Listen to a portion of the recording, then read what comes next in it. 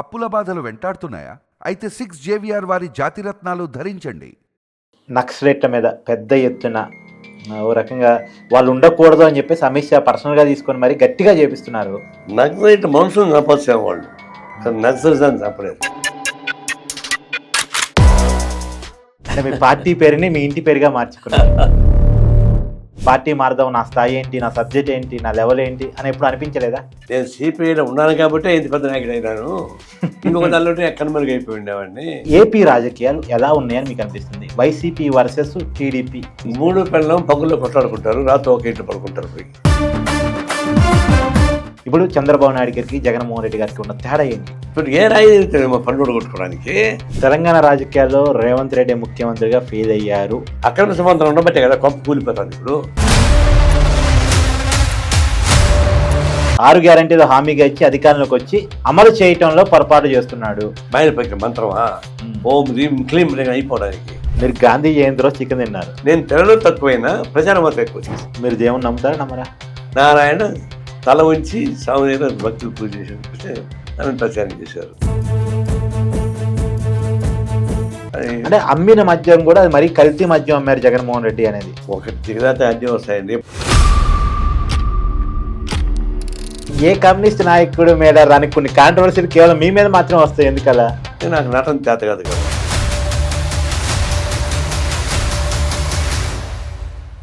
Hello అండి, అందరికీ నమస్కారం. Welcome to open talk with కేకే.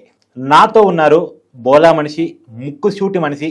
ఏదైనా చెప్పాలనుకున్నది అది నెగిటివ్ అయినా పాజిటివ్ అయినా గట్టిగా దృఢంగా చెప్పేటువంటి మనసుతో ఉన్న మనిషి. ఇప్పటికే మీకు అర్థమైపోయి ఉండాలి, సిపిఐ నారాయణ గారు నాతో ఉన్నారు. సార్ నమస్కారం. నమస్తే. నమస్తే సార్. మిమ్మల్ని సిపిఐ నారాయణ గుర్తుపడతారు, అంటే మీ పార్టీ పేరుని మీ ఇంటి పేరుగా మార్చుకున్నారు. చేరిన అనుకుని ఒకే పార్టీలో ఉంటున్నాము, అదే పార్టీ పనిచేస్తున్నాము. నేను పేరు నారాయణ అంటే నారాయణ సిపిఐ చెప్తాను తప్ప నేను కక్కడాల నారాయణ ఇప్పుడు చెప్పను. డాక్టర్ నారాయణ అలాంటి ఎవరికి తెలియదు కూడా, నారాయణ సిపిఐ అని చెప్పుకుంటా. ఇంకో విషయం కూడా సార్, ఎప్పుడు మీకు అనిపించలేదా ఈ కమ్యూనిస్ట్గా ఉండి ఏంటి ఏ పదవి లేదు, ఏ గౌరవం, అంటే జనాలు మారుతున్న జనరేషన్తో చూస్తున్నప్పుడు అనుకున్నంతగా బయట నాయకులు చిన్న నాయకులే చాలా పెద్ద పెద్ద హోదాల్లో ఉండే పరిస్థితి, పార్టీ మారదాం, నా స్థాయి ఏంటి, నా సబ్జెక్ట్ ఏంటి, నా లెవెల్ ఏంటి అని ఎప్పుడు అనిపించలేదా? చాలామంది ఏం చేయాలంటే నువ్వు ఈ పార్టీలో కాకుండా ఇంకొక పార్టీలో ఉంటే చాలా పెద్దవాడు అయిపోయి ఉండేవాడివి, నువ్వు ఈ సిపిఐలో ఉండబట్టి అయిపోయినావని అని అన్నారు. నేనేమంటానంటే నేను సిపిఐలో ఉన్నాను కాబట్టి ఇంత పెద్ద నాయకుడు అయినాను. ఇంకొక దానిలో ఎక్కడ మరుగైపోయి ఉండేవాడిని. కాబట్టి ఐ ఫీల్ ప్రౌడ్. నేను గర్వపడుతున్నాను. నేను కమ్యూనిస్ట్ పార్టీలో ఉన్నాను, జీవితాంతం కమ్యూనిస్ట్ పార్టీలో పనిచేస్తానని గర్వపడుతున్నాను. కమ్యూనిస్ట్ పార్టీ వల్లనే నేను ఈ స్థాయికి వచ్చాను, పెద్దగా గుర్తింపు జరిగాను. మా ఫ్యామిలీ బ్యాక్గ్రౌండ్ పోల్చుకున్నప్పుడు ఏ స్థాయికి ఎందుకు వస్తాను. అందువల్ల కమ్యూనిస్ట్ పార్టీ ఉండబట్టే నేను గర్వంగా ఫీల్ అవుతున్నాను. మిగిలిన పార్టీలు అంటే మరి బతుకుతున్న రాజకీయ పార్టీలు, అది వాళ్ళ ఇష్టం. కమ్యూనిస్టుల కార్యక్రమంలో చిన్నగా కనుమరుగైపోతున్నారు, వాళ్ళ ఉచ్చారణ లేకుండా పోతుంది, వాళ్ళ ఉద్యమాలు కూడా పెద్ద వాయిస్ లేకుండా పోతుంది. ఈ టైంలో కమ్యూనిస్ట్గా ఉండటం ఎలా అనిపిస్తుంది అసలు? కనుమరుగు అవుతారనేది ఒక శాపం పెట్టే పద్ధతిలో మా పైన కోపం ఉండే మాట్లాడుతుంటారు. ఓకే, కనుమరుగు కాదు, కమ్యూనిస్టులు కనుమరుగయ్యే ప్రసక్తి లేదు. ఈ భూ ప్రపంచం మీద మానవాళి ఉన్నంత వరకు కమ్యూనిస్టులు బతికే ఉంటారు తప్ప మాయమయ్యే ప్రసక్తి లేదు. అంటే ఒకప్పుడు తెలుగు స్థాయిలో ఉన్నారు, తర్వాత స్థాయిలో ఉండొచ్చు. ఒకప్పుడు ఉన్న స్థాయి వేరు. దేశ రాజకీయాలు మారుతున్నాయి, ఆర్థిక వ్యవస్థ మారుతూ ఉంది, సాంఘిక వ్యవస్థ మారుతుంది, సాంస్కృతిక వ్యవస్థ మారుతూ ఉంది. ఆ మార్పుల్లో అనేక మార్పులు వచ్చినప్పుడు కమ్యూనిస్టులని ఇగ్నోర్ చేస్తున్న మాట వాస్తవం. కానీ ఒకటి, ఈరోజు కూడా ఏ మారుమూల ఏ సమస్య వచ్చినా కమ్యూనిస్టులతోనే వాళ్ళు మాట్లాడుతున్నారు చెప్తే బూర్జువా పార్టీలతో వాళ్ళు మాట్లాడాలి. ఇప్పుడు కూడా ఒక ఫోన్ వచ్చింది నాకు రైతు సమస్య పైన. వాళ్ళు టీడీపీ యాక్టివిస్టులు కానీ మాతో మాట్లాడుతున్నారు. అంటే ఉద్యమం రీత్యా కమ్యూనిస్టుల మీద నాకు విశ్వాసం ఉంది, ఎన్నికల రీత్యా మా మీద విశ్వాసం రాలే. దాన్ని కల్పించాల్సిన బాధ్యత మాది. ఎప్పుడు అనుకున్నారా ప్రజలు అవసరం ఉన్నప్పుడు మాతో మాట్లాడతారు, మాతో ఉద్యమాలు చేయించుకుంటారు, ఎన్నికలు వచ్చేసరికి మాకు ఓట్లేరని ఎప్పుడు అనిపించిందా? అవసరం కాదు, సామాజిక సమస్య వచ్చినప్పుడు అది వాళ్ళ సొంత సమస్య అయినా సమాజ సమస్య అయినా మేము బాధ్యత వహిస్తాం.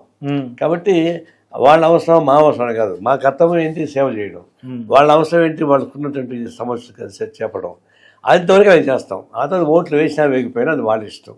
అంతేగాని మాది పని చేయించుకున్నారు మాకు ఓట్లు వేయలేదు అని దెప్పిపొడిచేటువంటి వ్యవహారం కాదు మాది.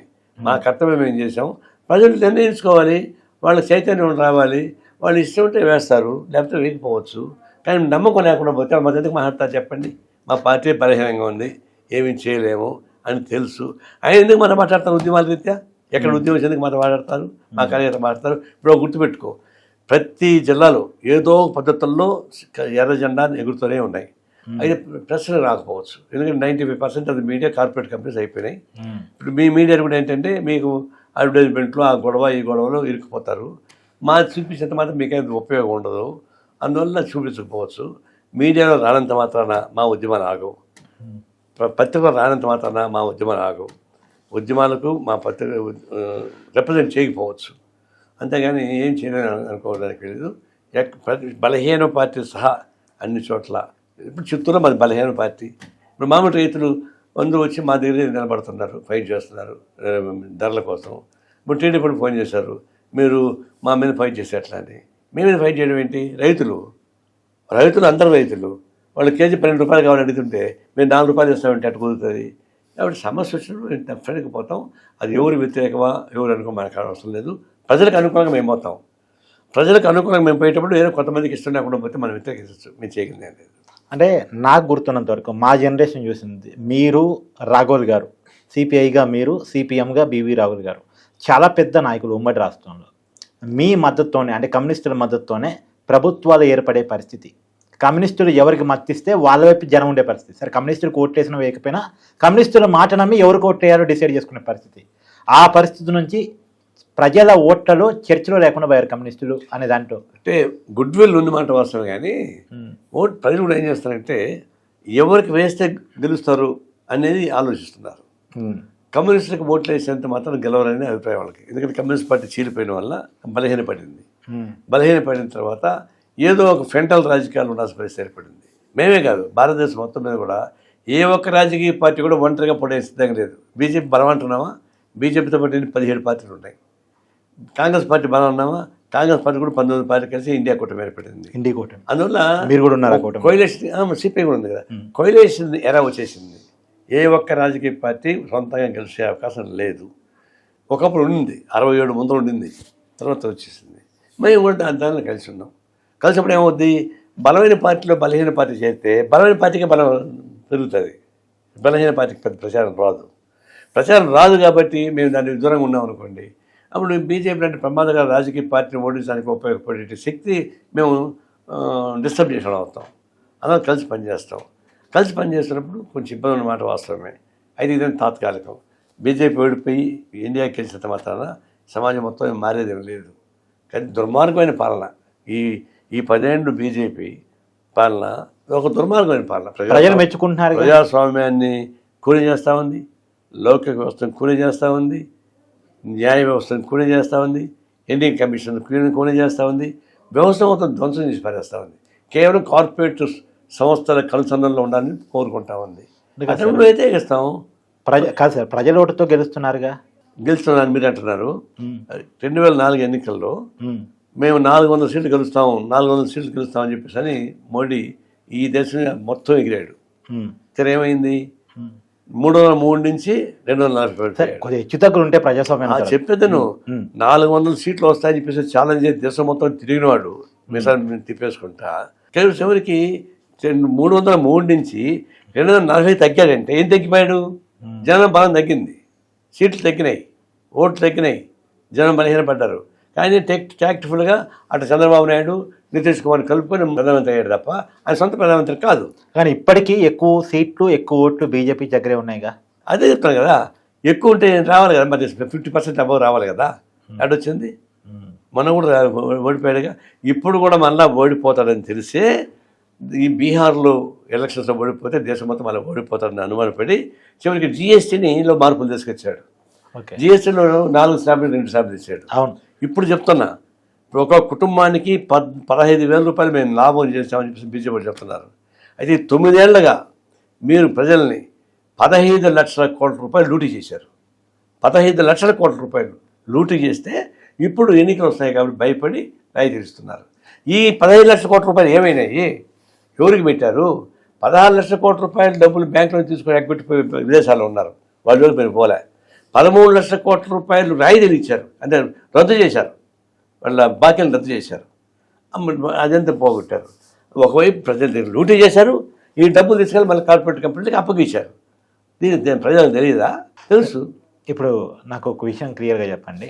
సరే, మీ ఐడియాలజీ మీరు చెప్తున్నారు, జనం తెలుసుకుంటారు. ఇది పక్కన పెట్టేస్తే ఏపీ రాజకీయాలు ఎలా ఉన్నాయని మీకు అనిపిస్తుంది? వైసీపీ వర్సెస్ టీడీపీ, ఎన్డీఏ కూటమి, రోజు వారిద్దరి మధ్య ఏదో ఒక విషయంలో రగడ జరుగుతూ ఉంది. ఎలా అనిపిస్తుంది సార్ ఏపీ రాజకీయాలు? 3 పిల్లలు పగుల్లో కొట్లాడుకుంటారు, రాత్రి ఒక ఇంట్లో పడుకుంటారు పోయి. ఇప్పుడు వాళ్ళు కూడా కొట్లాడుకుంటారు, మళ్ళీ అంతా కలిసి బీజేపీ పంచం పడుకొని ఉన్నారు. బీజేపీ అపోజిషన్ ఎవరు చెప్పండి ఏపీలో? నో అపోజిషన్, అంతా కలిసే ఉన్నారు. బీజేపీతో వైసీపీ ఉంది, బీజేపీతో టీడీపీ ఉంది. వైసీపీతో కాపురం చేస్తాను, లేకలా ఇల్లీగల్ అది కాదు. పవన్ కళ్యాణ్ ఉన్నాడు, వీడు వాళ్ళు కొట్లాడుకుంటారు. అంటే ఈయనేమో గుద్దులాట, ఢిల్లీలో ముద్దులాట. ఇది ఎవరు తెలుసు? ఇవన్నీ పచ్చి అవకాశాల రాజకీయాలు. ఆంధ్రప్రదేశ్లో అపోజిషన్ లేదు, ఉంటే కమ్యూనిస్టులు, కాంగ్రెస్ తప్ప ఇంకొకరు లేరు అక్కడ. కాంగ్రెస్ కమ్యూనిస్టులు కూడా లేరు కదా సార్ పెద్దగా. బలహీనంగా ఉన్నాం, అది వాస్తవమే. బలహీన ఉన్నా కూడా మేమే అపోజిషన్ అక్కడ. వాళ్ళు కొట్లాడుకోవచ్చేమో. ఇంకొకటి ఉంది, జగన్ చేసిన పనులను వీళ్ళు విమర్శిస్తున్నారు, వీళ్ళు చేసే పనులు జగన్ విమర్శిస్తున్నాడు. మొత్తం కాన్సెప్ట్ ఒకటే. వాళ్ళు చెప్పులు కాళ్ళు వీళ్ళు కాలు పెట్టారు, వీళ్ళు చెప్పులు కాళ్ళు వాళ్ళు కాలు పెట్టారు. ఈ రెండు పరిపాలనకి మధ్య తేడా మీకు ఏం కనపట్లేదా? జగన్ ఉన్నప్పుడు ఓపెన్గా దౌర్జన్యం, గందరగోళం చేసేవాడు, అరాచకమైన పద్ధతి చేసేవాడు. నెగిటివ్ మైండ్ అయింది. ఒక మాట చెప్పంటే నెగిటివ్ మైండ్. కానీ వీళ్ళది నెగిటివ్ మైండ్ కాదు, కానీ కార్యాచరణ మాత్రం అంతా ఒకటే. వాళ్ళేమో చెప్తూ బెరేం కొట్టారు, వీళ్ళేమో చెప్పులు తరికిటవలు పెట్టుకుని కొడుతున్నారు.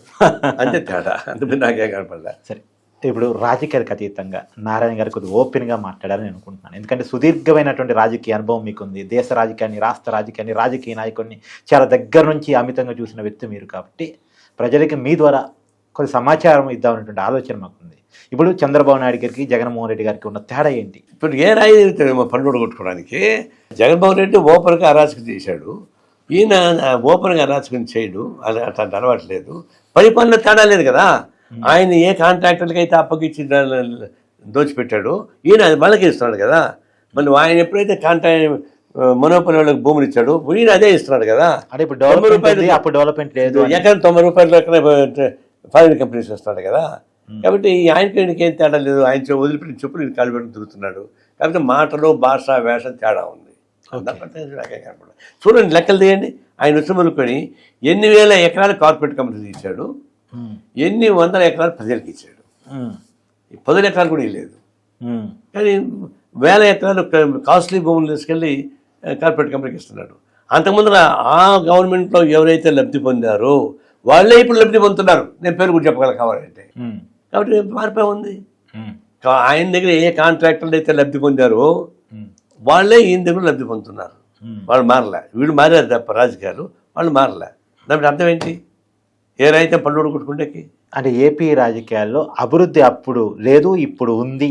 ఇప్పుడు కంపెనీలు వస్తున్నాయి, ఉద్యోగాల కల్పన జరుగుతూ ఉంది, పెద్ద ఎత్తున ఆంధ్ర రాష్ట్రం వైపు దేశం, ప్రపంచం చూస్తూ ఉంది అనే మాట. అది అతిశయోక్తి. కానీ ఒకటి కరెక్ట్, జగన్మోహన్ రెడ్డి ఉన్నప్పుడు పారిశ్రామిక అభివృద్ధి కాకపోగా ఉన్న పరిస్థితులు చెడగొట్టాడు. పోలవరం ఆపిచ్చి చెడగొట్టాడు, రామరాజాన్ని బయట తరివేసినాడు, కొన్ని కంపెనీలు రాకుండా ఎగిరిపోయినాయి. అట్లాంటివి ఆయన చేసిన మాట వాస్తవమే. అదే చెప్పాను, నెగిటివ్ ఆయనది నెగిటివ్. అందువల్ల ఇరిగేషన్ ప్రాజెక్ట్లో నెగిటివ్, ఇండస్ట్రియల్ ప్రాజెక్ట్లో నెగిటివ్ ప్రాజెక్ట్. ఇప్పుడు ఈయన వచ్చిన తర్వాత పాజిటివ్ అప్రోచ్ ఉన్నమాట వాస్తవం. కొంతమంది వస్తారు కూడా, కానీ ఆ వచ్చేది ఏం చేస్తాడంటే ఎంత భవిష్యత్తు అయ్యేటట్టుగా పెద్దగా మాట్లాడుకుంటున్నాడు. ఇప్పుడు సింగపూర్ లాగా చేస్తానంటాడు, సాధ్యం అవుతుందా? తల కింద పెట్టి కాళ్ళు పైకి లేపి సింగపూర్ లాగా చేయగలదా విజయవాడని? సింగపూర్ విజయవాడే. ఎందుకు పోల్చుకుంటావు? అదేమంటే విశాఖపట్నం ఇంకా బాగా చేస్తామంటాడు. అనవసరమైన గాలి మాటలు మాని ఉన్న వాస్తవంలో ఇంత చేయగలరని చెప్తే చాలా సంతోషం. ఆ విషయంలో చేసేది గోరంతా, చెప్పేది కొండంతా. ఆ విషయం, ఆ గ్యాప్ ఒకటి చంద్రబాబు కనిపిస్తా ఉంది. తెలంగాణ రాజకీయాల్లో రేవంత్ రెడ్డి ముఖ్యమంత్రిగా ఫెయిల్ అయ్యారు అనేటువంటిది సోషల్ మీడియాలో అయితే బలంగా వినపడే మాట. మీరే ఉంటారు మీ అంచనాగా? సోషల్ మీడియాలో వచ్చినా ఇంకొక దాన్ని గురించి వాస్తవం మాట్లాడుకోవాలి. ఇప్పుడు సోషల్ మీడియాల ద్వారా కాకుండా వాస్తవం ఏంటంటే అంతమంది టీఆర్ఎస్ గవర్నమెంట్ మొత్తం నెగిటివ్ పాలన. వాళ్ళు ఒక కాళేశ్వరం పేరు పెట్టుకొని బతికారు తప్పితే అంతకన్నా మించి వాళ్ళు ఏం చేయలే. అవినీతి పెరిగిపోయింది విపరీతంగా. ఏ తెలంగాణ ప్రజలు నీళ్లు, నిధులు, సంపద కావాలనిపిస్తుంది పోరాటం సాగేసి తెలంగాణ ప్రజలు పట్టం కట్టారు. అవును. దాని మొత్తం 3 నామలు పెట్టారు చంద్రశేఖరరావు. వాళ్ళ కుటుంబ పాలన తెచ్చుకున్నాడు. అక్రమ సంపాదన ఉండబట్టే కదా కొంప కూలిపోతుంది. ఇప్పుడు సక్రమ సంపాదన అయితే కొంపలు కోలవు. అక్రమ సంపాదన కూతురు వ్యతిరేకించి అది గందరగోళం అవుతుంది. అందులో ఆయన రాజకీయ పాలన సాగించలేదు, అవినీతి పాలన సాగించాడు, ప్రజాస్వామ్యాన్ని కూని చేశాడు. ఏ ఇందిరా పార్క్ అయితే ధర్నా చౌక్ పేరు పెట్టి తెలంగాణ సాధన కోసం పోరాటం సాగించామో అలాంటి ఇందిరా పార్క్ని బ్యాన్ చేశాడు. ధర్నా చౌక్ బ్యాన్ చేసింది ఎవరంటే కేసీఆర్. కాబట్టి ఆయన దుర్మార్గమైన పాలన సాగించిన మాట వాస్తవం, అవినీతి పెరిగిన మాట వాస్తవం, అప్రజాస్వామ్యం పరిపాలన సాగంటే వాస్తవం. నిర్దాక్షిణ్యంగా రేవంత్ రెడ్డి ఎమ్మెల్యేగా ఉంటే ఆయన ఎమ్మెల్యే అయిపోయేంత వరకు అది బహిష్కరించింది ఎవరు? ఏమని అసెంబ్లీలో మాట్లాడిన మాత్రాన ఆ అసెంబ్లీ లైఫ్ మొత్తం బహిష్కరిస్తావా? కాబట్టి వాడు ముఖ్యమంత్రి రెడ్డి కూర్చోవాల్సి వస్తుంది. అందుకే అసెంబ్లీకి పోలేకపోతున్నాడు. అన్యాయంగా వాడిని రేవంత్ రెడ్డిని బయట పంపిస్తే అతను ముఖ్యమంత్రి కూర్చున్నాక ఈయన అధ్యక్షుడు ఆడవాల. అందుకనే అహోమా అంటూ వచ్చి ఫామ్ హౌస్ పడుకున్నాడు. రాజకీయాల్లో అహోమా ఉండకూడదు. అవినీతిని క్షమిస్తారేమో కానీ అహోమాను క్షమించరు. కేసీఆర్ అయితే శాపం వేసి చుట్టుకుంది. ఇప్పుడు ఇతను వచ్చాడు, కొన్ని పనులు చేస్తున్నాడు, అన్ని పనులు చేయకపోవచ్చు, కొన్ని పనులు చేస్తున్నమాట వాస్తవం. 6 గ్యారెంటీలు హామీగా ఇచ్చి అధికారంలోకి వచ్చి అమలు చేయటంలో పొరపాటు చేస్తున్నాడు. ఇది రేవంత్ రెడ్డి గారి మీద ప్రధాన 5 ఏళ్ల పాలన ఇది. హామీ ఇచ్చి మాట వాస్తవమే. అది 2 ఏళ్ళు మొత్తం మైల పైకి మంత్రమా? ఓం రీం క్లీం అయిపోవడానికి టైం పడుతుంది. కొన్ని ఫెయిల్ అయినందుకో అని అతనికి నష్టం వస్తుంది. కాకపోతే టైం టేబుల్ ప్రకారం అమలు చేయకపోవచ్చు, కొంచెం అటు ఇటు జరుగుతుంది. సమాజంలో అనేక అధికారం కోసం అనేక హామీలు ఇస్తారండి. దానిలో రేవంత్ రెడ్డి తక్కువ ఏం కాదు. దాని అమలు చేయడంలో కొంత తందన పడుతున్నాడు. కొంత సాధ్యాసాధ్యాలు ఉన్నాయి. సెంట్రల్ గవర్నమెంట్ ఇది వ్యతిరేకంగా ఉంది, అనుకూలంగా లేదు. కేంద్ర ఆంధ్ర రాష్ట్రానికి అనుకూలంగా గవర్నమెంట్ ఇది, తెలంగాణకి వ్యతిరేకంగా గవర్నమెంట్ ఇది. ఆ సమస్యలు ఉన్నాయి. ఇప్పుడు బీసీది 42% రిజర్వేషన్ అసెంబ్లీలో పాస్ చేశాడు. గవర్నర్ సంతకం పెట్టలే. ఎందుకు పెట్టదు అని బీజేపీ మనిషి కాబట్టి బీజేపీ వ్యతిరేకిస్తున్నారు.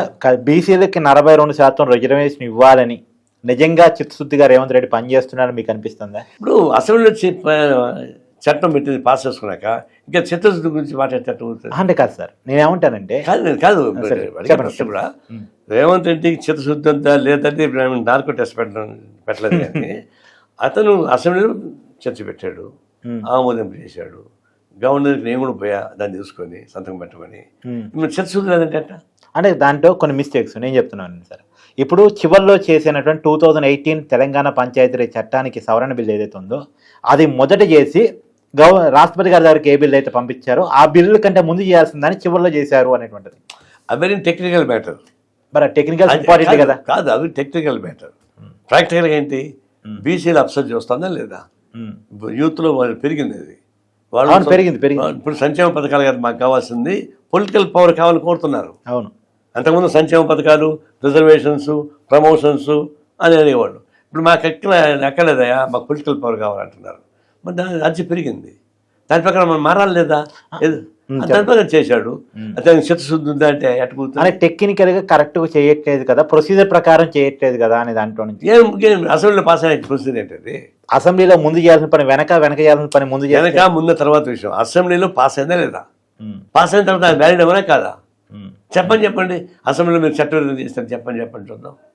మరి assembly sir example sir, governor గారు 3 నెలలు పెండింగ్ పెట్టారు, 90 రోజుల పైన పెండింగ్ పెట్టారు అనుకోండి, నోటిఫై చేసే అవకాశం గవర్నమెంట్కి ఉంది. యాజ్ పర్ తమిళనాడు కేసులు సుప్రీంకోర్టు మార్గదర్శకాల ప్రకారం, సుప్రీంకోర్టు తీర్పు ప్రకారం. కానీ ఆ నోటిఫై కూడా చేయకుండా ఇక లేదు గవర్నర్ గారు ఆమోదించలేదు కాబట్టి పెండింగ్లో ఉంది అంటే ఎట్ట కరెక్ట్ అనేటువంటిది పాయింట్. ఇప్పుడు ఆయన దానికి పంపించేశాడు, నేను సంతకం పెట్టుకొని ఢిల్లీకి పంపించేశాడు గవర్నర్. అందువల్ల ఇంకా దీనికి రాదు. దీనికంటే ఏం చేయాలంటే మళ్ళీ గవర్నర్ అభ్యంతరం పెడతాడు. సుప్రీంకోర్టు ఏం చెప్పింది? కోర్టుకు పోయారు కదా, ఆ కోర్టులో వస్తుంది అనుకున్నారు కదా వీళ్ళు. సుప్రీంకోర్టు సుప్రీంకోర్టులో గవర్నమెంట్ పాజిటివ్ వస్తుందని కాదు, సుప్రీంకోర్టు స్టేట్కి పంపించేసింది. స్టేట్ హైకోర్టు ఏం చేసింది? దీన్ని బ్యాన్ చేయలే, 4 వారాలు వాయిదా వేసింది. దాన్ని బట్టి ఏంటంటే ఎలక్షన్ ప్రాసెస్ స్టార్ట్ అయినాక ఆపడం సాధ్యం కాదు. దాని ఏమనుకుందేమో దాన్ని 4 వీక్స్ టైం తీసుకుంది. 4 వారాల తర్వాత వాళ్ళు ఆమోదించాల్సింది, ఇంకో మార్గం లేదు. కోర్టుకు పోకుండా ఉంటే చేసి ఉండేవాడేమో. కోర్టుకు పోయిన తర్వాత కోర్టు మాట వినాలి కదా. ఇప్పుడు 4 వారాలు వెయిట్ చేస్తాడు. దాంట్లో వస్తుంది, కోర్టుకు అనుకూలంగా వస్తుంది అనుకుంటున్నాం. మేము కూడా అనుకూలంగా వస్తుంది నమ్ముతున్నారా? అవును, కోర్టు ఇప్పుడు ప్రాసెస్ స్టార్ట్ అయిపోయింది. ఎలక్షన్ ప్రాసెస్ స్టార్ట్ అయిన తర్వాత ఏ కోర్టు కూడా ఆపే హక్కు లేదు. కాబట్టి ఆయన ఆలోచించుకుంటే 4 వీక్స్ టైం తీసుకున్నాడు. అప్పటికైనా ఇవ్వాల్సింది, ఇంకో మార్గం ఉంది. అంటే ఇప్పుడు తెలంగాణ గవర్నమెంట్, ఏపీ గవర్నమెంట్ ఈ రెండు చూసినప్పుడు మీకు ఏది బెటర్ పర్ఫార్మెన్స్ ఇస్తుందని మీరు అనుకుంటున్నారు? ఏ రాయితీమైన పల్లుడు కొట్టుకున్నాకి వాళ్ళ రాష్ట్రం వాళ్ళు చేసుకుంటే వీళ్ళ రాష్ట్రం వాళ్ళు చేసుకుంటాం, అంతేనా? రెండు కంపేర్ చేయడం కుదరదు. అంటే కాదు, ఆ రాష్ట్రానికి ఏమో కేంద్రం సపోర్ట్ ఉంది, ఈ తెలంగాణ రాష్ట్రానికి కేంద్రం సపోర్ట్ లేదు. కాబట్టి ఈ శీత కష్టాలు శీతవి, పీత కష్టాలు పీతవి, అంతే అది రాష్ట్రాలు. దాని గురించి మనం ఏం చెప్తాం సార్? ఎన్ని సంవత్సరాల నుంచి రాజకీయాలు చూస్తున్నారు? 1970 నుంచి నేను పాలిటిక్స్లో ఉన్నాను. 71 పార్టీ మెంబర్షిప్, 70 ఏఎస్ఎఫ్ మెంబర్షిప్, అప్పటి నుంచి రాజకీయాల్లో ఉన్నా. అప్పటికి ఇప్పటికి రాజకీయాల్లో వచ్చిన తేడా ఏంటంటే ఏం చెప్తారు? దిగజారిపోతున్న మాట వాస్తవం. విలువలు దిగజారుతున్నాయి, నైతిక విలువలు దిగజారుతున్నాయి, రాజకీయ విలువలు దిగజారుతున్నాయి. ఒక విధంగా చెప్పాలంటే అరాచకం పెరుగుతూ ఉంది, అప్రజాస్వామ్యం పెరుగుతూ ఉంది. ఒక విధంగా సామాజిక ప్రగతిని బాట కాకుండా అభివృద్ధి నిలబడిపోతా అన్నమాట వాస్తవం. మేము కూడా బాధపడుతున్నాం. రాజకీయాలు కూడా విలువలు పడిపోతున్నాయి. ఎందుకంటే ఉదయం ఒక పార్టీ ఉంటాడు, మధ్యాహ్నం ఇంకొక పార్టీ చేస్తాడు, సాయంత్రం ఇంకొక పార్టీకి పోతాడు. వాడు ఏ పార్టీ ఉండే తెలిసావదు. మేము ఎక్కడికైనా పోతే నువ్వు ఏ పార్టీలో ఉన్నా అడగాల్సి వస్తుంది. ఇప్పుడు జర్నలిస్ట్ అడుగుతాం, నువ్వు ఈనాడులో ఉన్నావా, ఆంధ్రజ్యోతిలో ఉన్నావా అని అడుగుతాం. ఉద్యోగం కాబట్టి బతుకుతాడు కాబట్టి. ఇప్పుడు రాజకీయ నాయకుడు మీరు ఏ పార్టీలో ఉండాలని కాదు, పరిస్థితి పడిపోయింది. కాబట్టి రాజకీయ విలువలు పడిపోయినాయి. ఎప్పుడైతే ఇవి పడిపోయినాయో ప్రజానీకంలో కూడా వాళ్ళు ఎక్స్పెక్ట్ చేయరు. ఇప్పుడు మనం ఆదర్శంగా ఉంటే కింద ఆదర్శంగా ఉంటారు. మనం ఎప్పుడైతే ఓపెన్గా ఏదో పని చేస్తుంటే వాడు నాకే చేయలేదా, ఆ ఎమ్మెల్యే చేయలేదా, ఆ ముఖ్యమంత్రి అంటారు. ఆ విధంగా రిలేటివ్గా పతనం అవుతున్న మాట వాస్తవం. ఇది ఆందోళనకరంగా మేము భావిస్తూ ఉన్నాం. అంటే కాదు సార్, అప్పుడు కనీసం మంచి చేసే వాళ్ళన్నా, సంపాదించుకోకుండా నిజాయితీగా ఉండే వాళ్ళన్నా గౌరవం, మర్యాద సమాజం దక్కేది. ఇవాళ దక్కుతుందా అంటే ఏం చెప్తారు? ఇప్పుడు రాజకీయాలలో విభేదం సహజం, శత్రుత్వం ఉండదు, విభేదాలు ఉంటాయి. అవును. తర్వాత రాజకీయాల్లో కొంతమంది సీనియారిటీ ఉంటుంది. అపోజిషన్ వాడు కూడా సీనియారిటీని గౌరవించి మర్యాదగా మాట్లాడతారు. కానీ మీ విధానం బాగలేదని నేను చెప్తాను తప్ప అగౌరవపరచరు. కానీ ఇప్పుడు అట్టే లేదు, సీనియారిటీ వాడు ఎవడరా వీడు ఎవడరా అంటే 4 మాటలు ముఖ్యమంత్రిగా చంద్రబాబు పెట్టుకుని పెద్ద మనిషి వాడు ఎవడరా అని అంటే ఏం చెప్పాలి చెప్పు? చంద్రబాబు నాయుడు నేనైతే ఇస్తానే కూడా, కానీ ఆయన సర్వీస్ని గౌరవాన్ని కదా, పెద్ద లీడర్ కాబట్టి గౌరవాన్ని దక్కించకూడదు కదా. విధానాలు విమర్శించు, అంతే, రాజీ పడిపాక. వ్యక్తులను కూడా పట్టుకుని వీడెవడు వాడెవడు అంటే విలువలు ఎక్కడ ఉన్నాయి? అదే అందరూ అదే అని మొదలుపెట్టారు. మిగతా మంత్రులు కూడా అట్లా మాట్లాడడం మొదలుపెట్టారు. జగన్ చేసిన ప్రధాన మిస్టేక్ అదే కదా సార్. అప్పుడు కానీ విలువలు ఉండాలంటే నువ్వు ఒక రాజకీయ పార్టీ నమ్మావు, నేను ఒక రాజకీయ పార్టీ నమ్మా, విధానం వల్ల ఘర్షణ పడతాయి. అవును, నారాయణ జగన్ మధ్య ఘర్షణ కాదు. అవును, విధానం మధ్య ఘర్షణ పడతాయి. నారాయణ మధ్య ఘర్షణ కాదు, నారాయణ చంద్రబాబు మధ్య ఘర్షణ కాదు. అదే విధానాలు ఘర్షణ పడతాయి. విధానాలు ఎట్లా అగ్రీ డిసగ్రీ, వాళ్ళు బయట కనిపించి కూడా మాట్లాడుకోరు. రాజకీయాల్లో విభేదాలు ఉంటాయా, శత్రువులు ఉంటారా? రాజకీయాలు విభేదాలు ఉండాల్సిందే, ఇది విధానాలు పట్ల. శత్రుత్వంగా మారితేట సార్, ఇప్పుడు మీరు రాజశేఖర్ రెడ్డితో పొత్తులో పెట్టుకున్నారు, చాలా దగ్గర నుంచి చూశారు. చంద్రబాబు నాయుడుతో పొత్తు పెట్టుకున్నారు, ఆయన్ని దగ్గర నుంచి చూశారు. సరే, జగన్తో అయితే మీరు పొత్తు పెట్టుకోలేదు అనుకుంటా, కానీ పొత్తు పెట్టుకోకపోయినా తెలుసు కదా. అయితే వాళ్ళకి, జగన్మోహన్ రెడ్డికి, వాళ్ళకి, కేసీఆర్కి ఉన్న తేడా ఏంటి? ఇప్పుడు రాజశేఖర్ రెడ్డి రాజకీయాల్లో ఉన్నాడు, ఆయనకు నాకు కూడా తెలుసు. అవును, కాంగ్రెస్ పార్టీ రాజకీయాలు అవన్నీ ఉంటాయి. అయితే హ్యూమన్ అప్రోచ్ ఉండేవాడు. అపోజిషన్లో పైన, సొంత పార్టీల పైన హ్యూమన్ అప్రోచ్. ఏదో ఉంటే విషయాలు తెలుసు చెప్పుకోవచ్చు వినేవాడు. సాధ్యం చేస్తాడంటే సాధ్యం చేయనంటాడు. ఒక్కోసారి అవుట్ ఆఫ్ ది కూడా చేసి పెడతాడు, పర్సనల్గా ప్రాబ్లం ఉంటే పలకరిస్తాడు. అన్నీ ఒక హ్యూమన్ అప్రోచ్ ఆయనలో ఉంటుంది. సో పొలిటికల్ అంటే Congress party sued politician, is a sued politician, దాని రాజీ లేదు. కానీ చంద్రబాబు నాయుడు బాగా కష్టపడతాడు, పని చేస్తాడు. ఆయన బాగా కష్టపడి రైట్ టైంలో రాంగ్ డెసిషన్ తీసుకుంటుంటాడు. రెండోది ఏంటంటే గడ్డపారు నానబెడుతుంటాడు, చూద్దాం చేద్దాం అని. అది ఒకటి ఆయన లోపం. తర్వాత పనులు చేయదని చెప్పడం, అది ఈయన భయపడతా చేస్తాడు. రాశాడు ధైర్యంగా చేస్తాడు. తప్ప ఆయన ధైర్యంగా చేయగలడు, ఈయన భయపడతా చేస్తాడు. అంటే హెల్పింగ్ నేచర్ ఒకటి మంచి అప్రోచ్ కాదు. ఓవరాల్గా human approach Rajasekhar is better than Chandrababu Naidu అంతా చెప్పాలి. ఇక వీళ్ళిద్దరు పోల్చక్కర్లేదు. ఇతను నెగిటివ్ మైండ్ పుట్టాడు జగన్మోహన్ రెడ్డి, నెగిటివ్ మైండ్ పుట్టాడు. కేసీఆర్ ఈ దేశంలో నిజం మాట్లాడని చేతగాని వాళ్ళు, అబద్ధాన్ని బ్రహ్మాండంగా మాట్లాడగలిగిన వాళ్ళు ఇద్దరు ఉన్నారు. ఒకరు ప్రైమ్ మినిస్టర్ మోడీ, రెండు చంద్రశేఖరరావు. బ్రహ్మాండంగా మాట్లాడగలరు, అబద్ధాన్ని మెప్పించగలరు, నిజాన్ని చెప్పరు. ఒకప్పుడు టీఆర్ఎస్తో, అంటే ఇప్పుడు బీఆర్ఎస్ అయింది కానీ అప్పుడు టీఆర్ఎస్తో కలిసి తెలంగాణ ఉద్యమంలో పాల్గొన్నారు, ఒకసారి కలిసి నడిచారు. కానీ కేసీఆర్ తర్వాత ముఖ్యమంత్రి అయిన తర్వాత కనీసం మిమ్మల్ని కలవటానికి కూడా, కమ్యూనిస్టుని కలవటానికి కూడా, ప్రత్యేకించి మీరు ఎంత కాదన్నా కేసీఆర్ కంటే సీనియర్ నాయకులు, సరే వాళ్ళ పార్టీ పెద్దది కావచ్చు, ఆయన పెద్ద నాయకుడు అయిపోయి ఉండొచ్చు కాక, అయినా సరే మిమ్మల్ని కలవటానికి కూడా ఇష్టపడలేదు అని అంటారు, నిజమేనా? That is his originality. Originality వేరు, బిహేవియర్ వేరు. ఆయన ప్రవర్తనలో మేము తెలంగాణ ఇష్యూ మేము నమ్మాం కాబట్టి మేము ఆయనతో కలిసి పనిచేసాం. అంతే, కేసీఆర్ నమ్మి మేము పనిచేయాలి. అదేనండి, ఆయన తెలంగాణ ప్రత్యేక తెలంగాణ కావాలని మేము కోరుకున్నాం, కలిసి పనిచేసామంట వాస్తవం. ఆ విషయంలో కలిసి పనిచేసాం, పబ్లిక్ మీటింగ్ పాల్గొన్నాం, అనేక పద్ధతుల్లో పాల్గొన్నాం. అవును, కానీ ఆయన original is anti communist, by heart is anti communist. Okay. అంత తర్వాత అహంభావి. మరి అదేంది ఆయన నక్సలైట్ ఏజెండా అని, నా ఏజెండా అని ఒకటైనా చెప్పుకున్నాడు బలంగా. ఏమని నాలుగు నరం ఉండాలి కదండి, నాలుగు ఎట్లా మాట్లాడుతుంది. ఆయన ఎన్ని మాటలు అబద్ధాలు చెప్పినాడు, ఇప్పుడు నన్ను కలిసి ప్రమాణంగా పొగుడతాడు, అటు పోగా ఏదో ఒక కూడా కంటాడు అంతే. కాబట్టి ఆయన స్టాండర్డ్ లేదు, మోరల్స్ లేవు, అహంభావం ఎక్కువ, ఆశ ఎక్కువ, అవినీతి ఎక్కువ, దాంతో పతనం అయిపోయాడు. కేటీఆర్ ఎలా ఉంటాడు సార్? కుర్రోడు యాక్టివ్గా ఉంటాడు, కాకపోతే ఏమిటంటే అబ్బ చేసిన పనికి కొడుకు బందేనకలు మోసాడంటారు. మా దగ్గర అబ్బ చేసిన పనికి కొడుకు బందేనకలు మోసాడంటారు. దాని వివరం చెప్తే బాగుండదు. అట్లా పాపం ఆయన చేసిన పాపం ఈయన కూడా వస్తుంది తప్ప, లేకపోతే అసలు యాక్టివ్ పర్సన్. రేవంత్ రెడ్డి కష్టపడి పైకి వచ్చాడు రాజకీయాల్లో. ఒక ఫ్యామిలీ నుంచి వచ్చాడు కాదు, అతనే కష్టపడి రాజకీయాల్లో వచ్చాడు, ఇండిపెండెంట్గా గెలిచాడు, తంటాలు పడ్డాడు, సూడ్ మ్యాన్, యాక్టివ్గా ఉంటాడు, సమయస్పోతున్నాడు. చేస్తామంటావా కొన్ని పాలనా పరంగా కొన్ని తప్పులు చేయొచ్చు, జాతీయ పార్టీ కాబట్టి వాళ్ళు చెప్పిన మాట వినాలి కదా, ఉండొచ్చు. బాండింగ్ ఎలా ఉంటుంది? ఇప్పటికైతే ఉన్న వాళ్ళలో బెటర్ పర్సనాలిటీగా ఉన్నాడు. భవిష్యత్తు ఎట్టుంటో చెప్పలేము. అంటే కలిసి భోజన పార్టీ వాళ్ళని గ్యారెంటీ ఇవ్వలేము మనం, ఇప్పుడే చూడగలం అంతే. అంటే ఇప్పుడు ఈ బూర్జివా, ఈ పెట్టుబడిదారి, ఈ పదాలు ఈ జనరేషన్కి అర్థమవుతాయి అనుకుంటున్నారా మీరు? అర్థం అయినా కాకపోయినా మనం చెప్పాల్సిన బాధ్యత మంది, వాళ్ళకి తెలిసి చెప్పాల్సిన బాధ్యత మంది. అంటే వాళ్ళు ఎప్పుడు తెలుసుకుంటారు? అనుభవాలు తెలుసుకుంటారు, మాటలకు చేతలకి అనుభవాలు తెలుసుకుంటారు.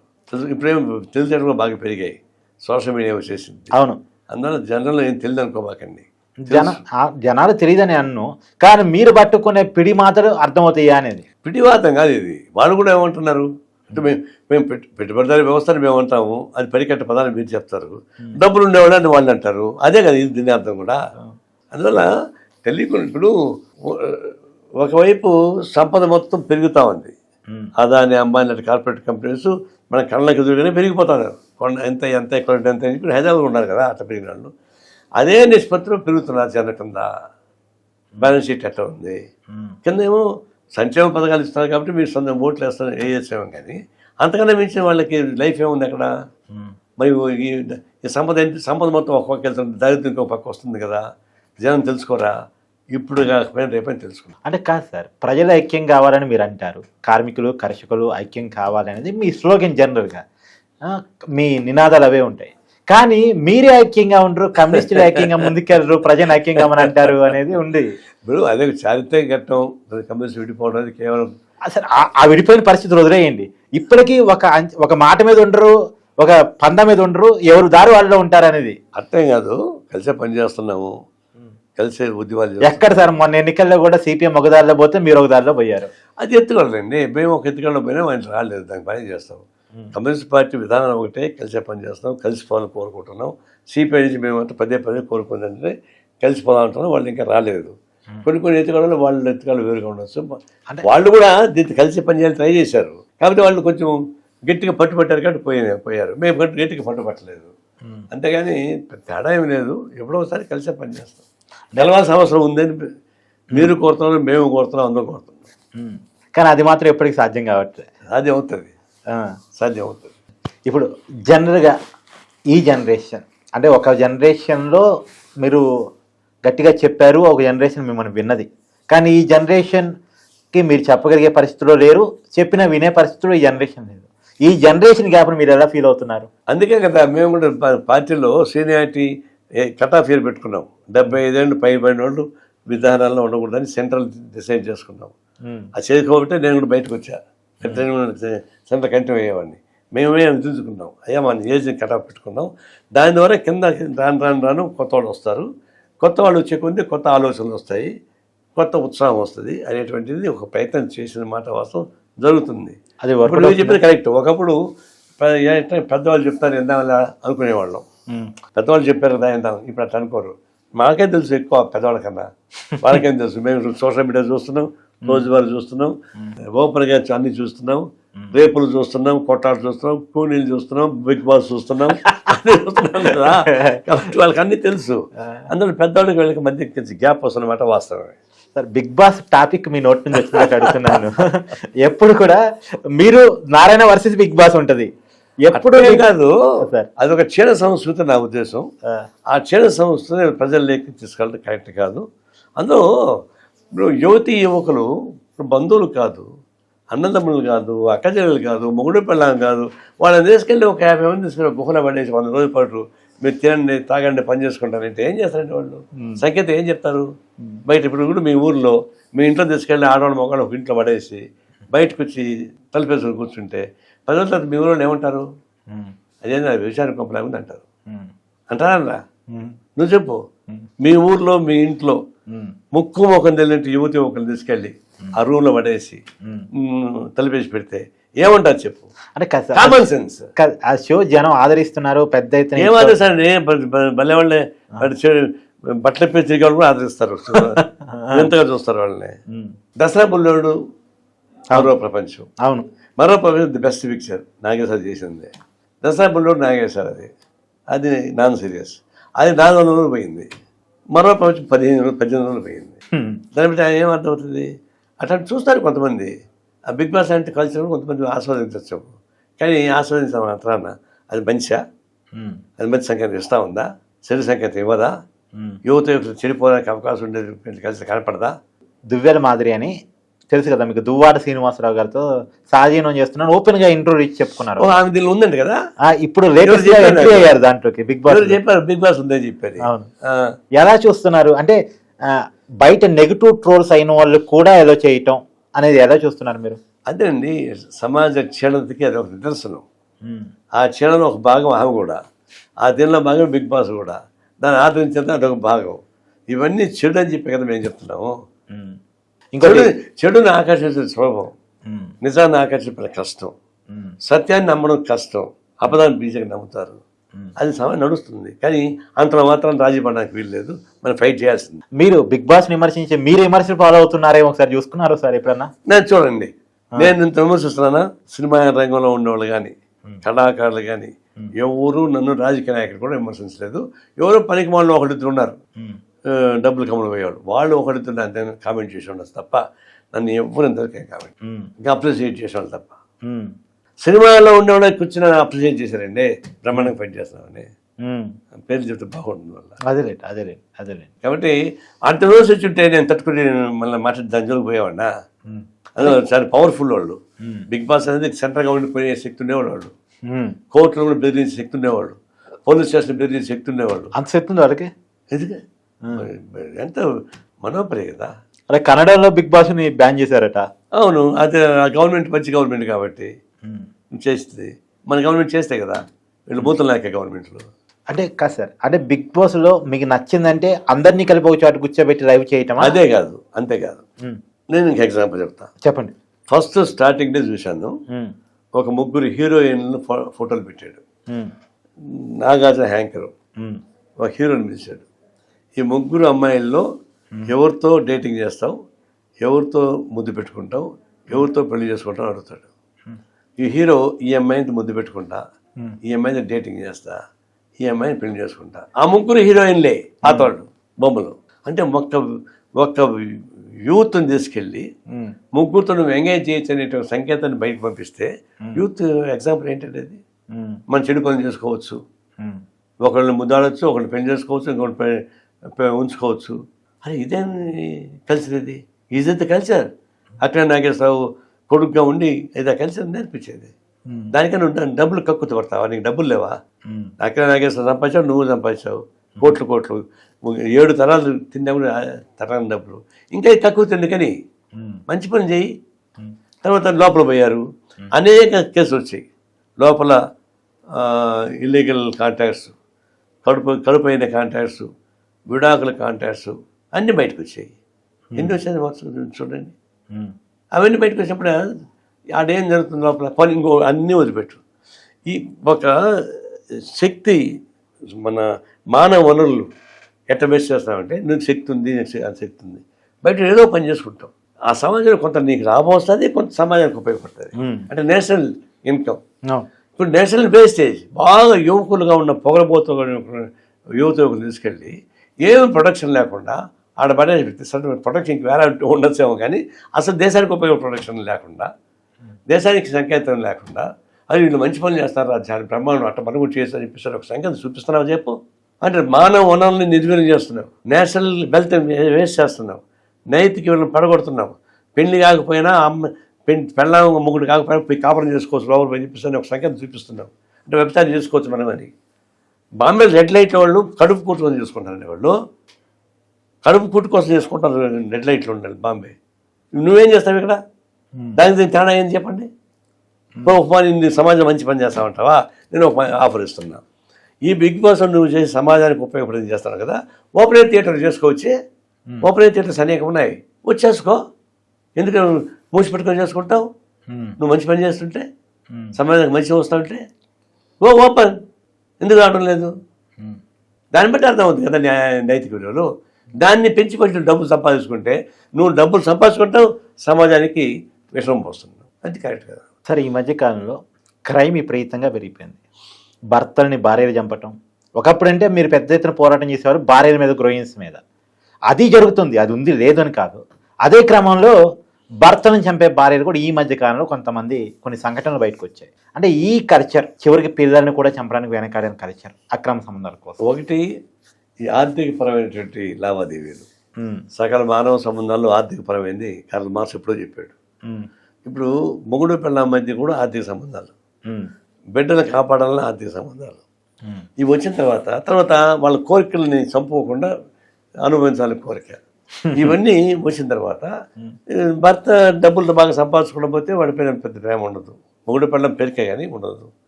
బిడ్డల్ని పోషించలేకుండా పోతాం కాబట్టి వాళ్ళు పెట్టుకుని ఏం చేస్తామని చెప్పేసి ఒకటి. నాకు ఫ్రీ లైఫ్ కావాలి కదా, నాకు కావాల్సిన పద్ధతి పోవాలనిపిస్తుంది ఇంకొక లైఫ్. అంటే ఇది సమాజంలో అనేక కల్చరల్ మార్పులు, సినిమా రంగం మొదలుకొని అనేక మార్పుల్లో నైతిక విలువలు దిగజారిపోయే పద్ధతులు ఒకటి, కామం కోసం పాకులాడేది ఆలోచన ఒకటి, డబ్బుల కోసం పాకులాడేది ఒకటి.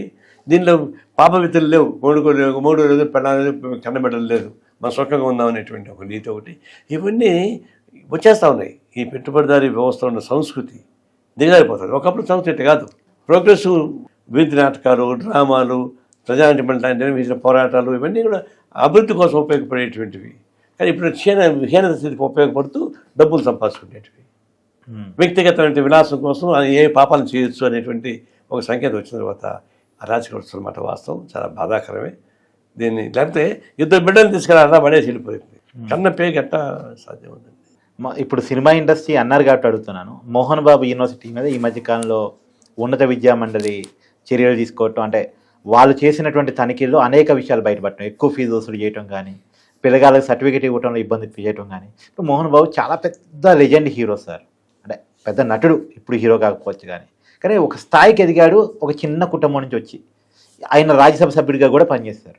అలాంటి వ్యక్తి ఇలాంటి అక్రమాలకు పాల్పడటం, ఇలాంటి ఆరోపణలు ఎదుర్కోవటం ఎలా చూడాలి? విద్యా వ్యవస్థని కార్పొరేటీకరణ చేయడమే ప్రమాదం. ఒక దానిలో మోహన్ బాబు ఒకడు. మొత్తం విద్యా వ్యవస్థ మొత్తం కార్పొరేటీకరణ అయిపోయింది. దానిలో అనేక లోపాలు జరుగుతున్నాయి. ఇది బయటపడింది కాబట్టి మీకు తెలుసు, బయటపడింది అనేక ఉన్నాయి. అదే చెప్తున్నా కాబట్టి మీరు మోహన్ బాబు ఈ కార్పొరేటీకరణ ఒక విశ్వ సంస్కృతిలో మోహన్ బాబు కూడా ఒకడు. దానికన్నా పెద్ద పెద్ద కాలేజీలు ఉన్నాయి, యూనివర్సిటీలు ఉన్నాయి, వాటిలో కూడా జరుగుతున్నాయి. ఇవన్నీ ఆయన బయటపడకపోవచ్చు, ఇది బయటపడి ఉండొచ్చు. ఈ అవకతవకలు కరెక్ట్ కదా చెప్పని అక్కడ ఏఐఎస్ఎఫ్ మాకు సంబంధం ఏఐఎస్ఎఫ్ వాళ్ళే దాన్ని వెళ్ళి తీసుకొచ్చింది, వాళ్ళే ఫైట్ చేస్తుంది ఇప్పుడు. కాబట్టి జరిగినంత మాత్రం మేము ఒప్పుకునేది లేదు, అది జరగకూడదు అని మేము ఫైట్ చేస్తాం దానిపైన. ఏఎస్ఎఫ్ రిలీజ్ చేసిందండి, మొత్తం బయట పెట్టింది. అంటే కాదు, మోహన్ బాబుకి మీరు ఏం చెప్పదలుచుకున్నారు? మోహన్ బాబు ఏమండి, ఆయన కళాకారుడు, కళాకారుడిగా పాపులారిటీ వచ్చింది, డబ్బులు సంపాదించుకుని విద్యా సంస్థ పెట్టాడు, దీనిలో అనేక తవ్వకలు లేకుండా బాగుపడలేడు. ఇట్లాంటివి చేయకూడదు. నాగార్జున అయితే పాడు పని చేస్తున్నాడు, అట్లాంటి పని నువ్వు కూడా విద్యాభ్యాసం చేయబాక అని చెప్పడం నాకు. అంటే కాదు సార్, ఒకప్పుడు రామారావు, నాగేశ్వరరావు వీళ్ళ అంటే రాజకీయాల్లో మనం ఇందాక ఎలా మాట్లాడుకున్నాం, చంద్రబాబు నాయుడు, రాజశేఖర రెడ్డి, ఇప్పుడు జగన్, కేసీఆర్, కేటీఆర్, రేవంత్ రెడ్డి ఎలా మాట్లాడుకున్నామో, అలాగే సినిమాల్లో కూడా రామారావు గారు, నాగేశ్వరరావు గారు ఎలా ఉండేవాళ్ళు, ఇప్పుడు నాగార్జున, మోహన్ బాబు, ఇప్పుడున్న జనరేషన్ ఎలా ఉంది అంటే ఎక్కడి అప్పుడు కూడా విభేదాలు ఉన్నాయి. ఎన్టీ రామారావుకి, నాగేశ్వరరావుకి విభేదాలు ఉన్నాయి. అవును, పోటాపోటీ విభేదాలు వేరు.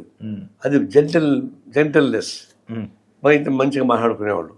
వ్యక్తిగతంగా ఏమన్నా కూడా జరిగినప్పుడు ఇద్దరు కలుసుకుని మాట్లాడుకునేవాడు. నాకు కొన్ని ఘటనలు తెలుసు, అది చెప్పడం బాగుండదు. అట్లాంటిది అదొక స్థాయి. ఇప్పుడు ఏంటంటే అన్కల్చరల్ ఫిల్మ్స్ తయారైపోయారు. తర్వాత ఒకరి మీద ఒకటి ఎలర్జీ, ఒకటి మీద ఒకటి జలసీ, ఒకరి మీద ఒకటి డామినేట్ చేయాలని రకరకాల పద్ధతులు వచ్చిన తర్వాత ఈ ఆర్థిక పరమైనటువంటి కాంపిటీషన్స్ అన్హెల్తీకి దారితీస్తున్నాయి. అందుకే మనిషి వాళ్ళు కూడా మాట్లాడుకోలేరు. సినిమా యాక్టర్లు కూడా దిగజారుతున్నటువంటి పరిస్థితికి నిదర్శనం ఇవన్నీ. అది పోవాలి మా కోరిక. సరే, మొత్తంగా ఈ సమాజం అంటే సినిమాలు చూశారు, రాజకీయాలు చెప్పారు, కానీ మొత్తంగా కామన్ జనంలో కూడా చాలా మార్పులు వచ్చాయి. మీ జనరేషన్కి, ఇప్పుడు కమింగ్ జనరేషన్కి ఈ తేడాని మీరు ఎలా చూస్తారు? ఇప్పుడు గతంలో ఏదో మన కర్మ ఇది, మనం చేసుకున్న పాపం లేదా మనసుకున్న పుణ్యం అని సర్దుకుపోయేటువంటి మనస్తత్వం ఉండేది. కర్మ సిద్ధాంతం మీద ఆధారపడి సర్దుకుపోయే మనస్తత్వం. కానీ ఇప్పుడు అట్లా కుదరద్దు. డైరెక్ట్గా వాడే చూస్తున్నాడు, నా కళ్ళకి జరుగుతున్నట్టు చూస్తున్నాడు. అది కాబట్టి కర్మ సిద్ధాంతం వాడు నమ్మడు. వాడు కూడా ఫైట్ చేయాలి, వాడు బతకాలు కోరుకునేవాడు. ఆ బతకాలు కోరుకునేవాడికి సంక్షేమ పథకాలు పెడితే కొంత అరిసే వాటికి 4 మెతుకులు వేస్తూ ఉన్నారు. తాత్కాలికంగా వాళ్ళు సంతృప్తి ప్రయత్నిస్తున్నారు. అది అన్నాడు జరగదు. ఈ సంక్షేమ పథకాలంటే గుర్తొచ్చింది సార్, మీరు ఒకప్పుడు పేదలకు ఇల్లు ఇవ్వాలని, లేదా ఆ పథకం ఇవ్వని, ఈ పథకం ఇవ్వని మీరే గోల చేసేవాళ్ళు. మీ గోల ఫలితంగా ప్రభుత్వాలు ఇచ్చాయి. కానీ ఇప్పుడు మీరు అడిగే అవసరం లేకుండా వాళ్ళే హామీలు ఇస్తున్నారు, వాళ్ళే అమలు చేస్తున్నారు. ఇప్పుడు మేము వాళ్ళ కాళ్ళపై వాళ్ళు నిలబడి బతికేందుకు ఉపయోగపడే వ్యవస్థ కావాలని కోరాం. ఇళ్ళు, వాడికి అంత భూమి, వాడు బతుక్కుంటారు అనేది మా ఉద్దేశం. వీళ్ళు మేము భూమి లేము, ఇల్లు ఏదో పడిపోయి ఇల్లు ఇస్తాము, అది వేరు. ఈ సంక్షేమ పథకాలు చేస్తాం, బతుక్కోండి, మిగతా పని మేము చేసుకోం, మా కార్డు రాపాకని చెప్పేసి ఒక స్థాయికి ప్రభుత్వం మారిపోయినాయి. మీరు చెప్పినట్టుగా అనేక సంక్షేమ పథకాలు ఇవ్వడం ద్వారా మేమేమో అవన్నీ కావాలని కోరుకోలేదు. ఇవ్వడం ద్వారా వాళ్ళని సంతృప్తిపరుస్తున్నారు. అంటే ఈ సంక్షేమ పథకాన్ని నారాయణ వ్యతిరేకిస్తున్నారా? మేము తెలుస్తాం, ఎవరే కోరుతారు, వాడు అప్పు చూస్తున్నాడా? ఇప్పుడు చంద్రబాబు నాయుడు కానీ, లేదా రేవంత్ రెడ్డి కానీ, మోడీ కానీ వాళ్ళ అబ్బసు తీయడం లేదు కదా. మన దగ్గర డబ్బులు తీసుకుని పోయి ఇస్తున్నారు. దాన్ని మేము వద్దని చెప్పడంలే, కానీ వాళ్ళ సొసైటీతో ఉపయోగపడేటువంటి ఆర్థిక వాళ్ళకి కల్పించడం మేము కోరుతున్నాం. వాళ్ళకి ఒక 2 ఎకరాల భూమి ఇవ్వండి, లేదా వాళ్ళ కోఆపరేటివ్ ఇండస్ట్రీ పెట్టుకుని సహాయం చేయండి, వాళ్ళ కాళ్ళపై బతకనియండి. కేవలం మేము ఎదురుస్తున్నటువంటి ఎంగిలి బతుకులతో నేను సంతృప్తి పడేది కన్నా వాళ్ళ కాళ్ళపై నిలబడి బతికేందుకు ఉపయోగ ఒక వ్యవస్థ నిర్మించని కోరుతున్నాం. అది చేయడం లేదు. సరే, ఇప్పుడు మనం కొంత ఇంటర్నేషనల్ పోతే ట్రంప్ తీసుకుంటున్న నిర్ణయాలు మన పిల్లల మీద చాలా ఎఫెక్ట్ పడుతున్నాయి. అక్కడ నివసిస్తూ ఉద్యోగాలు చేస్తున్న వీళ్ళ మీద కూడా చాలా ఎఫెక్ట్ పడుతున్నాయి. ట్రంప్ తీసుకుంటున్న వరుస నిర్ణయాలు భారతదేశం మీద పడుతున్న ఎఫెక్ట్ గురించి ఏం చెప్తారు? ఇప్పుడు ప్రపంచవ్యాప్తంగా సరళీకరణ వచ్చిన తర్వాత అనేక మార్పులు వచ్చిన తర్వాత ఒకప్పుడు ఏ దేశానికి ఆ దేశానికి ఉండేది, ఆ దేశంపైన ఆధారపడి వాళ్ళు బతుకునేవాళ్ళు. ఇప్పుడు అంతర్జాతీయ స్థాయి వచ్చేసింది. ఇప్పుడు ఇక్కడ వస్తువులు తీసుకుని ఆడ అమ్ముకోవచ్చు, ఆడ వస్తువులు కొనుక్కోలు చేయొచ్చు. అవును, ఆడ ఆయిల్ ఇక్కడ తెచ్చుకోవచ్చు. దీన్ని మీరు వ్యతిరేకించారు అప్పట్లో. ఎప్పుడు మొదట్లో 90s ప్రైవేటీకరణ, సరళీకరణ, ప్రపంచీకరణ వ్యతిరేకించేది.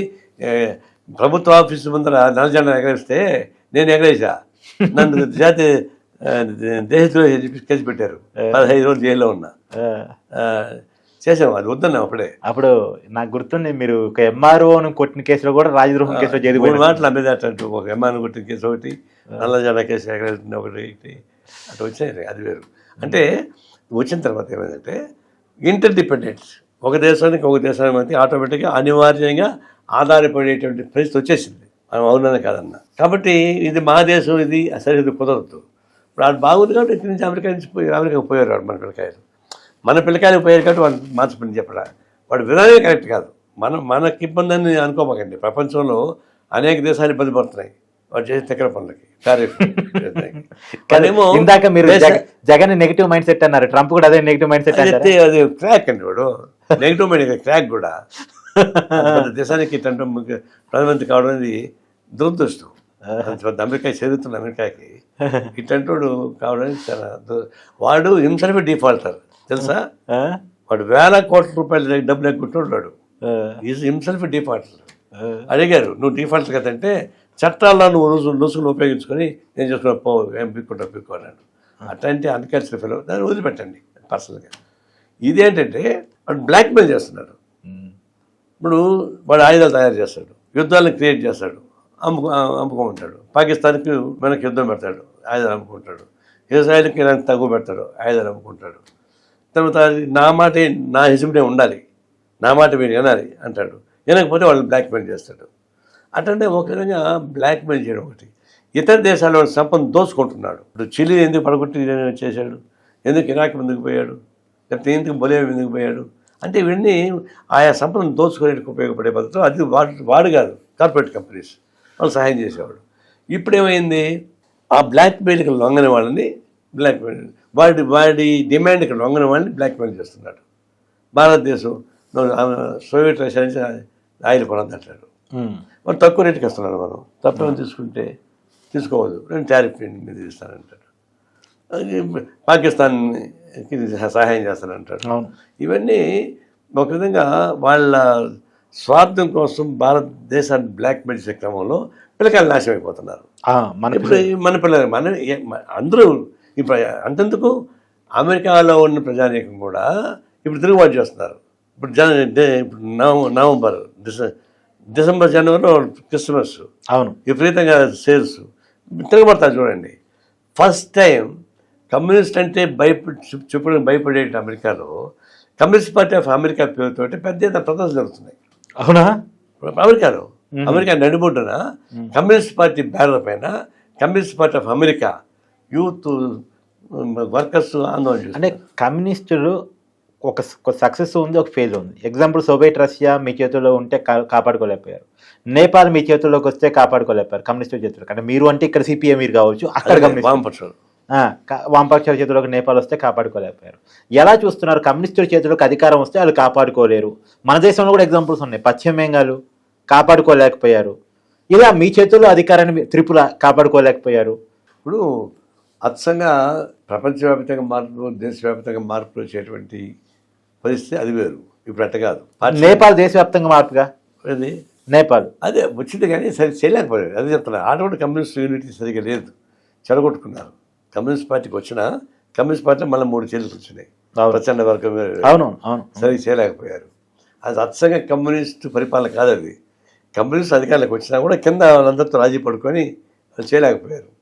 తర్వాత అక్కడ కమ్యూనిస్టుల మీద ఆరోపణలు సార్, ప్రచండ లైఫ్ స్టైల్ మీద, ప్రచండ వాళ్ళ కొడుకు లైఫ్ స్టైల్ మీద. అదే అదే కమ్యూనిస్టుల మీద నమ్మకం పోయింది వాళ్ళకి. వీళ్ళ పరిపాలన కూడా అట్లా వచ్చింది. అవినీతి పెరిగిపోయింది, అవినీతి పెరిగింది, అందువల్ల తిరగబడ్డారు. అది కమ్యూనిస్ట్ కావచ్చు, ఎవరైనా కావచ్చు, అవినీతి చేస్తారు కదా. మీరు చెప్పేదంటే కమ్యూనిస్ట్ ఒకసారి అధికారం వచ్చిన తర్వాత పోగొట్టుకున్నారు కదా అంటారు. నిజమే, సోవియట్ యూనియన్ పోయిన తర్వాత ప్రపంచంలో మార్పు వచ్చిన మాట వాస్తవం.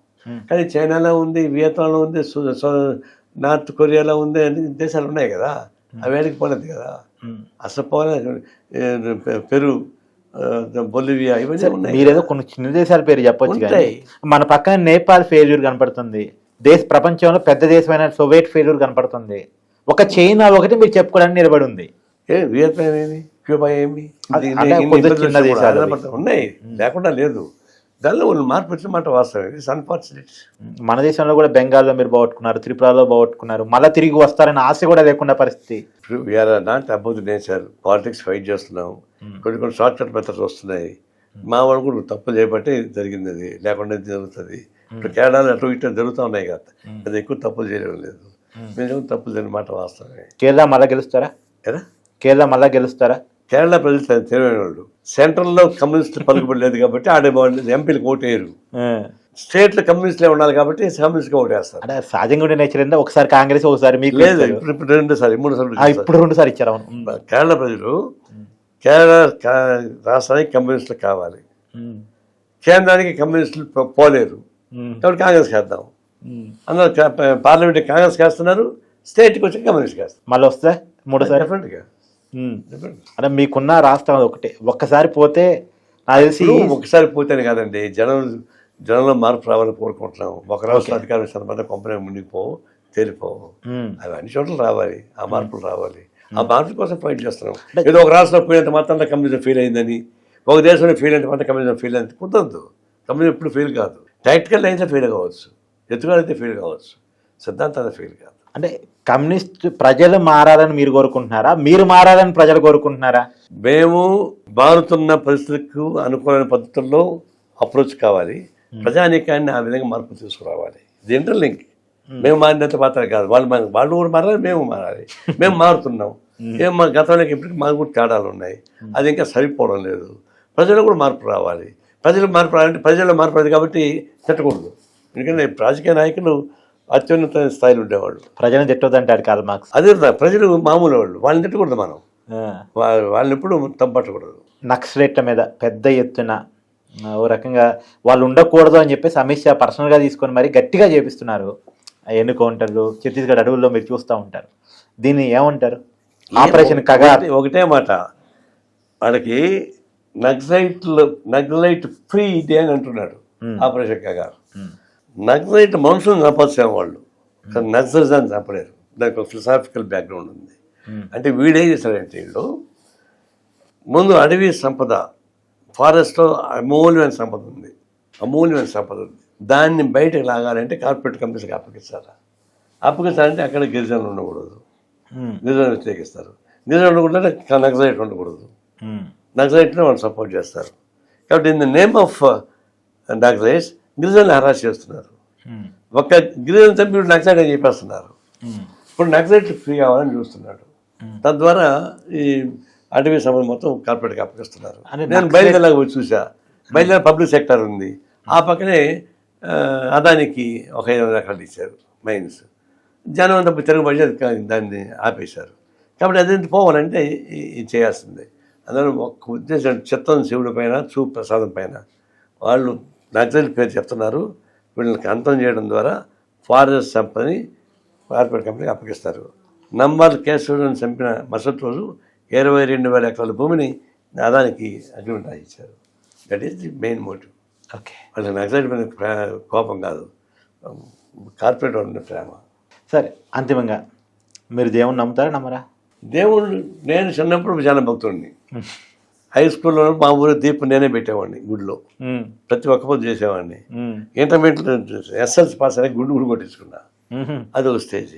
తర్వాత గుంటూరుకి వచ్చి ఎడ్యుకేషన్కి వచ్చి ఎస్ఎఫ్లో పాల్గొని మార్క్సిజం అధ్యయనం చేసిన తర్వాత మా ఇంట్లో నుంచి అది మారిపోయి ఇది వచ్చింది. ఇప్పుడు ఒక మెటీరియలిస్ట్గా అయినా అందుకు దేవుడి ప్రసక్తి, దేవుడు అనుకూలమా వ్యతిరేకం కాదు, ఎవడు నమ్మకం చేసుకోండి. అది సమాజం రుద్దకూడదు. నీకు నమ్మకుంటే నమ్ముకో, సమాజం రుద్దబాకు. ఏదైనా ముక్కు సూడు సమాధానం చెప్పే నారాయణ గారు ఇక్కడ మాత్రం కొద్దిగా తప్పించుకుంటున్నట్టు అనిపిస్తుంది. కాదు, నేను చెప్తాను, వాస్తవం చెప్తాను కదా. నేను ఒకప్పుడు భక్తుడినే, కానీ ఇప్పుడు కూడా నాకు భక్తి లేదు, మూఢనమ్మకాలు లేవు. మూఢనమ్మకాలు ఉంటే మా ఇంట్లో పెళ్లి ఎట్ట చేశాను. మా ఇంట్లో 2 పిల్లలు ఇంటర్ కాస్ట్ మ్యారేజే. మా అమ్మ చనిపోతే హాస్పిటల్ దీనికి ఇచ్చాను బాడీని, మా ఆవిడ చనిపోతే బాడీని మెడికల్ కాలేజీకి ఇచ్చాను. నాకు మూఢనమ్మకాలు ఉంటే ఎందుకు చేస్తాను? నేను దేవుడు అందరితో పాటు దేవుడు పోతాను, నేను ఎప్పుడు పూజలు చేయను. నమ్మకుండా చేసేవాడిని, నాకు నమ్మకం నేను చేయడం లేదు. అంటే తిరుపతి వెళ్తారా? ఎందుకు పోను? తిరుపతి అని మాకు సగాలు ఉన్నాయి, పార్టీ ఉంది, పోతాను. కానీ ఎప్పుడన్నా ఫ్యామిలీ అంత వచ్చినప్పుడు, తిరుపతి అంటే కింద కాదు కొండ మీదకి ఎక్కుతారు. కొండ పైన కూడా మాకు యూనియన్స్ ఉన్నాయండి, ఆడ పార్టీ వర్క్ ఉంది, మాకు చేసుకుంటాము. అయితే పోయినప్పుడు ఏం చేస్తాము అంటే ఫ్యామిలీ వస్తారనుకో, వాళ్ళు నువ్వు కూడా రాకపోదాం, ఆడ అర్చకులు తెలిసిన కాబట్టి కొంచెం ఎక్కువ అంటారు, పోతాను. కానీ నేనేం పూజ చేయను, వాళ్ళతో కూడా పోతా, వాళ్ళు చేసుకుంటే నేను పట్టిన అనుకుంటా. ఒకరోజు ఏమైంది, మా వాళ్ళంతా బంధువులతో వెళ్ళారు లోపలికి. నేను బయట ట్రేడ్ పని చూసుకొని అవుట్ గోయింగ్ కానీ ఎగ్జిట్ కానీ నుంచి ఉన్నా. మీలాంటి ప్రసవాళ్ళంతా వచ్చారు. ఏం మీరు ఉన్నారని అడిగారు. మా ఆవిడ పోయారా అన్న. నువ్వు పోలేదు అన్నారు. ఎందుకు ఆమె పోయింది కదా, ఆమె దండం పెట్టుకుని నాకు సగం వస్తుంది లేవా అన్న. ఇది ఫోటో తీశారు వాళ్ళు, టీవీ వాళ్ళు తీసి నారాయణ ఎర్రగోయిందం గంటకు వెనకాల జెండా చూపించి, జెండా లేదు వీళ్ళు పెట్టారు, నా జెండా చూపించారు, నారాయణ ఎర్రగోయిందం తిరుగుతా అట్లా కూడా ప్రచారం చేశారు నా పైన. అంటే నాకేం నిజంగానే భక్తి ఉంటే భయపడండి, చెప్తాను నా భక్తి. కానీ ఏ కమ్యూనిస్ట్ నాయకుడు మీద రాని కొన్ని కాంట్రవర్సీలు కేవలం మీ మీద మాత్రం వస్తాయి, ఎందుకలా? నాకు నటన చేత కాదు కాబట్టి. ఇప్పుడు నువ్వు ఇంకొక ఎగ్జాంపుల్ చెప్తా, చెప్పండి. ఇప్పుడు విశాఖపట్నం కార్పొరేషన్ ఎలక్షన్ జరుగుతున్నాయి. గాజువాకలో మా అమ్మాయి పొడి చేస్తూ ఉంది, మన పార్టీ అమ్మాయి. సార్ మీరు నాతో పాటు క్యాన్వాస్ ఫ్రెండ్స్ అని అడిగింది. పదా అన్న, ఇంటింటికి ఓట్లు అడుక్కుంటూ పోతున్నాం. మధ్యలో శారదాపేట కేసీఆర్ పైన అటు కూర్చుంటాడంట. అంతకుముందే జగన్మోహన్ రెడ్డి పోయి. అవునవును, జగన్మోహన్ రెడ్డికి గురువు కదా ఆయన. అదే ఇప్పుడు ఇక్కడ దొంగస్వామి ఇదేనా అన్న. అవునా అన్నారు. మొన్న జగన్ కూడా వచ్చిపోయాడు అన్నారు. నా పక్కన ఉన్న అమ్మాయి ఏం చేసిందంటే, సార్ 22 ఓట్లు ఉన్నాయి సార్ లోపల అని చెప్పింది. ఆమె క్యాండిడేటు. మరి ఓట్లు పోవాలి కదా, ఓట్లు ఉన్నాయి సరిపోదాం కదా అన్న. లోపలికి వెళ్ళాం. మామూలుగా పర్మిషన్ అక్కడ పోకూడదట. నేను పోతుంటే ఎవరు అభ్యర్థి పెట్టుకుని ఆయన ఫోన్ చేశారు స్వామికి, రమ్మని అని చెప్పారు. పోగా నమస్కారం స్వామి అన్నాను. ఆయన పీఠం మీద కూర్చుంటాడు, అందరూ ఇంటి కూర్చోవాలంట. నేను పోగానే కూర్చోలేకపోయి కూర్చొని మాట్లాడాను. ఆయన దిగొచ్చాడు, 2 డ్రై ఫ్రూట్ ఇచ్చాడు, షాలో కప్పాడు. ఆయన పొట్టిగా ఉంటాడు, నేను పొడవు కదా, ఇటు వంగిన సాలు కప్పాడు. ఆ పొట్ట తీశారు. నారాయణ తల ఉంచి స్వామి దగ్గర భక్తులు పూజ చేశారు చెప్పిస్తే ఆమెను ప్రచారం చేశారు. నేనేం చేయాలా? ఆయన పొట్టోడయా, పెంచుడు బాగుంటుంది భోగి అనమాట, వాస్తవమే. అంటే నేను పూజ చేశాను అక్కడ పోయి. నేను ఆయన కాలకడ కూర్చున్నానా, కేసీఆర్ అలాగా జగన్మోహన్ రెడ్డి కాలకడ కూర్చున్నానా. ఆయన దిగి వచ్చినానికి ఇచ్చాడు. నాకు భక్తి ఉంటే నేను కూడా కాలు మీద ఉండేవాడిని. అంటే ఇది హ్యూమన్ రిలేషన్స్లో భక్తి చిరంజీవి గారు కనిపిస్తారు ఎక్కడన్నా, బాగానే మాట్లాడుకుంటాము. ఆయన కూడా బాగా మాట్లాడతాడు, మర్యాదగా మాట్లాడతాడు, చాలా బాగా చేస్తాడని చెప్తాడు. అంత మాత్రాన్ని భక్తులు అయిపోతున్నా. నేను నిజంగా పూజ చేసేకుంటే, నాకు భక్తి ఉంటే నేను ఓపెన్ చేస్తాను కదా.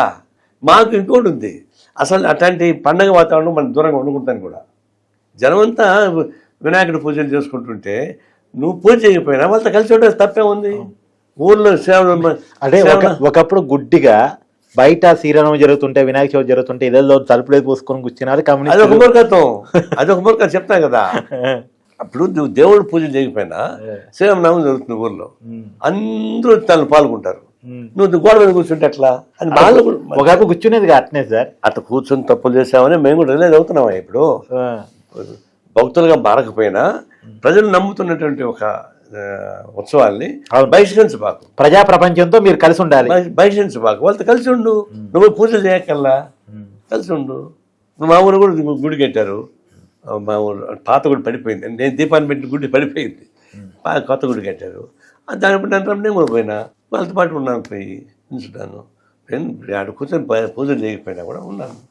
నాకు ఉంటే ఇప్పుడు ఒకటే నీకు ఎగ్జాంపుల్ సార్. నా మీద చనిపోతే సాంప్రదాయంగా మేము ఏం చేయలేదు కదా, మా అమ్మ చనిపోతే ఏం చేయలేదు కదా, మా కొడుకు కూతురు ఇంట్లో కాస్త మ్యారేజ్ చేసుకుంటే మేము అమ్మ స్పెండ్ చేసాం కదా, దండ పండుగ చేశాం కదా.